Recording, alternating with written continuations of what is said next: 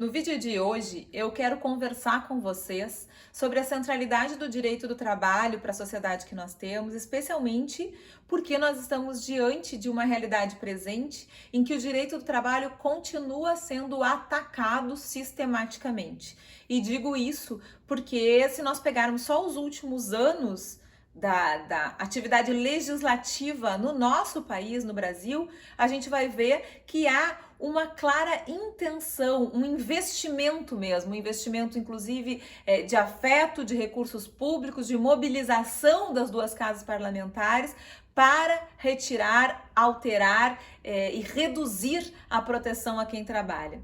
Alterar e retirar direitos trabalhistas e reduzir a proteção a quem trabalha. Vejam, nós viemos, e eu já tenho dito isso em vários espaços, há muitos anos vivenciando uma descostura daquele modelo de Estado social que está contido na Constituição de 88 e que, de algum modo, foi efetivado parcialmente, mas, por outro lado, em alguns aspectos, nunca saiu do papel. E já na década de 90, a gente vê muito claro serem aprovadas leis que fragilizam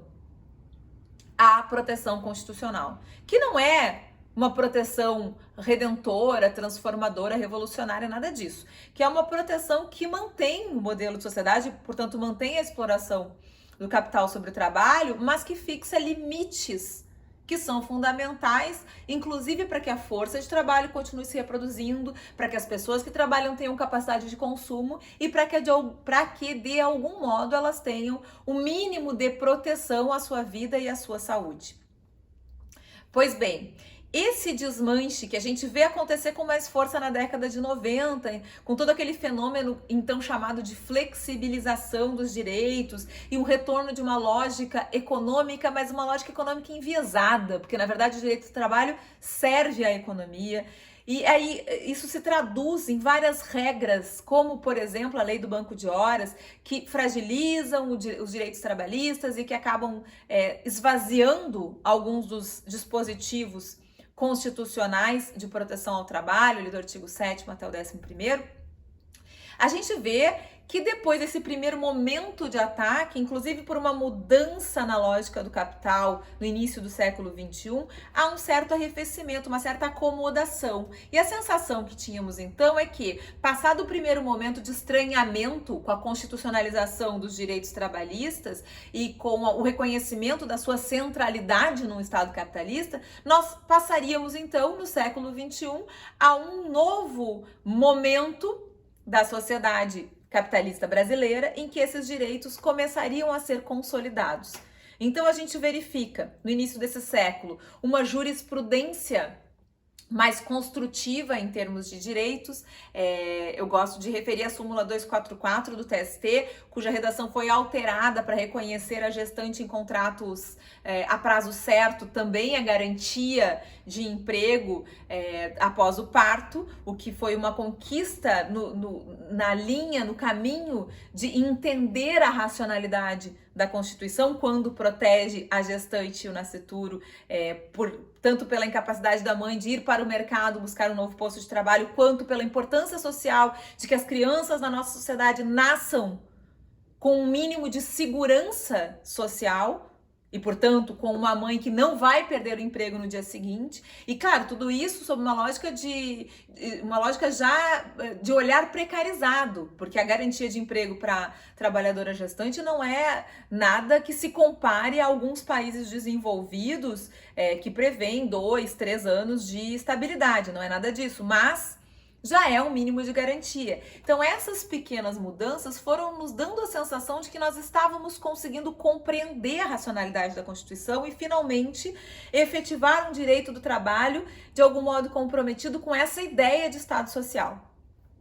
A grande questão é que a gente chega ali em 2013, 2014 e todo o reflexo da crise internacional que começa a acontecer lá em 2008, mas também de alterações de questões políticas e econômicas dentro do nosso país, fazem com que esse fluxo se altere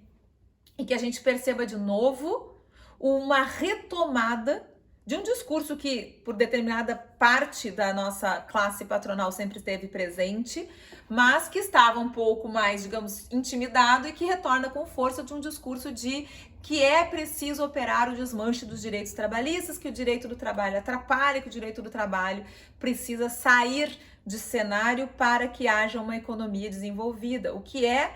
algo absolutamente desconectado da realidade histórica, porque historicamente a gente vê que o direito do trabalho sempre serviu, inclusive, como uma boa âncora para a manutenção e o desenvolvimento de uma economia de produção, de uma economia interna, de uma economia de círculo virtuoso, como se dizia no século XX. Bem, e aí, o que a gente vê acontecer, especialmente a partir de 2016, é um aprofundamento talvez nunca visto, um aprofundamento realmente de extrema agressividade contra os direitos trabalhistas. E aí a gente pode pegar a Emenda Constitucional 95 em 2016, em 2017 a chamada Reforma Trabalhista, a Lei 13.467 e a Lei 13.429, depois em 2019, tanto a Emenda Constitucional 103, que é a reforma da Previdência, quanto a MP 905, cujo fantasma ainda nos assola, porque o seu texto retorna no projeto de conversão da MP 927 e retorna no projeto de conversão da MP 936, deixando muito nítido que há ali uma demanda de uma certa parte da classe patronal brasileira que não consegue conceber o direito do trabalho como algo que possa ser minimamente efetivo num país atravessado por uma cultura de uma lógica tão escravista como o nosso. Parece que qualquer direito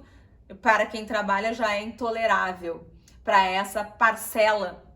uma parcela pequena, é verdade, da classe patronal brasileira, mas infelizmente que tem grande influência no nosso parlamento. Então a gente consegue ver 2016, 2017, 2018, 2019 e mesmo 2020, mesmo com a pandemia, a continuação dessa ideia de profundo desmanche, de um aprofundamento muito grave, muito dilacerante na descostura do que é o direito do trabalho no Brasil. E aí a gente tem esse ano as MPs 927, a MP 936 e a MP 946 como exemplos de regras produzidas pelo próprio Poder Executivo, mas que agora estão em discussão para serem convertidas em lei no parlamento, editadas em meio a uma pandemia que tem causado um número de mortes que já coloca o Brasil no ranking dos países que mais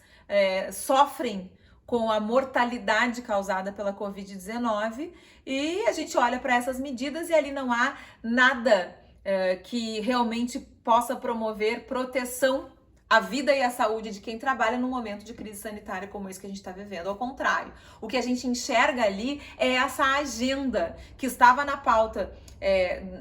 da descostura operada pelo Estado na década de 90, que retorna na metade da segunda década desse século 21 e que se aprofunda enormemente a partir de 2016. De tal modo que a gente tem, inclusive, algumas medidas que estão paradas no parlamento, como a PEC 300, né, que quer reduzir o prazo de prescrição drasticamente, o prazo para ir até a Justiça do Trabalho reclamar os créditos, e que tem previsão de aumento da jornada de 8 horas do artigo 7º para uma jornada de 10 horas, vejam só. É um projeto de emenda constitucional que quer colocar o Brasil numa situação em que nenhum país ocidental capitalista está desde 1919, quando foi aprovada a Convenção da OIT fixando o parâmetro máximo de jornada de 8 horas. Bom, tudo isso faz com que a gente pense, afinal de contas, se há uma vontade tão grande de destruir o direito do trabalho, é porque talvez ele não seja assim tão relevante. E muitos daqueles que estudam direito e fazem as cadeiras de direito do trabalho, ou que lidam concretamente com o direito, na qualidade de advogados, servidores, procuradores, juízes, etc., ficam se questionando, será que não é melhor mesmo ser da Justiça Federal, trabalhar em direito previdenciário, que também está sendo tão atacado, né? Mas ou em outra área do direito comercial, direito de família, qualquer coisa, porque afinal de contas, o direito do trabalho parece que não tem mais essa centralidade toda, parece que ele se tornou descartável. Pois bem, o que eu quero deixar aqui para vocês refletirem é que o direito do trabalho nunca foi tão central e é por isso que ele é tão atacado, exatamente por aquilo que ele contém de importância, tanto no sentido de estabelecer limites a lógica de exploração do capital sobre o trabalho e, portanto, não permitir que as pessoas efetivamente fiquem numa situação de escravização enquanto trabalham para obter o dinheiro necessário para a sua manutenção, para a manutenção da sua vida, mas também é central e importante para que haja um giro da economia. E aí eu faço análise com vocês de 2 dispositivos. Um do artigo da MP 927 e um da MP 936. A 936 é aquela que autoriza a redução de salário e jornada por acordo individual. Vejam só,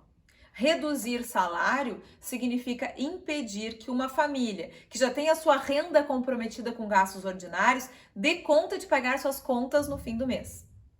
Portanto, significa endividamento. Porque essa família vai ter que continuar, de algum modo, sobrevivendo, pagando aluguel, pagando supermercado, pagando água, luz, internet, se estiver em teletrabalho. Pois bem, se aquilo que ela ganha com o que ela paga essas contas for reduzido pela metade, haverá endividamento. E esse endividamento, concretamente, vai impedi-la de consumir outras coisas. É preciso que sobre um tanto do salário para que a gente possa fazer unhas na manicure, viajar a lazer, comer num restaurante, comprar uma roupa. Então percebam, reduzir salário numa época de crise econômica é retirar dinheiro de circulação. Então, de uma perspectiva puramente econômica, essa é uma medida que concretamente impede aqueles que produzem e empregam no país de continuarem existindo. Porque se não houver pessoas para consumirem seus produtos, não adianta produzir. Então não adianta produzir tendo um custo da força de trabalho reduzido pela metade, se depois eu não vou ter quem compre os meus produtos ou serviços. E, portanto, essa medida atrapalha, afeta diretamente a centralidade da circulação de riquezas numa sociedade capitalista. E a outra é a medida, a regra da MP 927, que diz que quem trabalha na área da saúde pode pactuar a extensão da jornada para além de 12 horas. O que concretamente significa isso? E aqui a MP fala por acordo individual, mas mesmo que falasse por acordo coletivo, as consequências seriam as mesmas. Isso significa concretamente que nós vamos colocar os profissionais da saúde em uma extensão maior da jornada e, portanto, em um risco maior de serem contaminados, de adoecerem e morrerem. Se isso acontecer, não são só eles que se prejudicam. Além do prejuízo que terão e que seus familiares terão, haverá um prejuízo social e sanitário, porque menos profissionais teremos, e isso já está acontecendo no Brasil, para atender as pessoas que adoecerem em razão da pandemia ou de doenças correlatas, de doenças que são de algum modo afetadas por toda essa crise que chega até o sistema de saúde e que chega num sistema de saúde já precarizado em função da emenda constitucional 95. Então, essa regra, que também concretamente impede o consumo, porque se essas pessoas estiverem 14, 15 horas trabalhando, elas não vão ter tempo para mais nada, além de alimentar-se e dormir fora do horário de trabalho, e, portanto, não serão consumidoras, não poderão fazer circular a riqueza.